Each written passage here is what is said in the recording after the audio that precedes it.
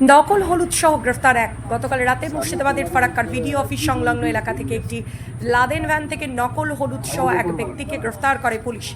Police সূত্রে জানা যায় ধৃত ব্যক্তির নাম মাতিল শেখ, বয়স 29, বাড়ি মুর্শিদাবাদের ফারাক্কার নয়নসুখ গ্রামে। শুক্রবার রাতে মুর্শিদাবাদের ফারাক্কার ভিডিও অফিস সংলগ্ন এলাকায় ডিস্ট্রিক্ট ইন্টেলিজেন্স ব্রাঞ্চ ও ফারাক্কা থানার পুলিশ গোপন সূত্রে খবর পেয়ে যৌথভাবে অভিযান চালায়। সেখানে একটি লাদেন ভ্যানকে আটক করে। অভিযান চালিয়ে প্রায় 100 বস্তা নকল হলুদ উদ্ধার করে পুলিশ।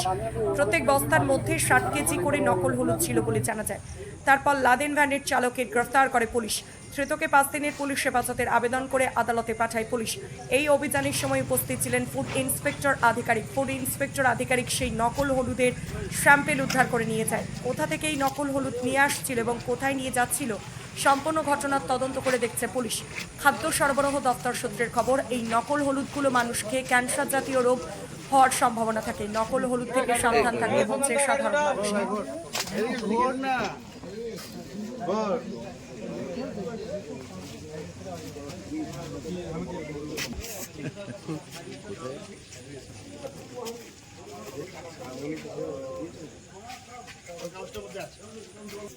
হাত থেকে আমরা ফারাক্কা পিএসে ছিল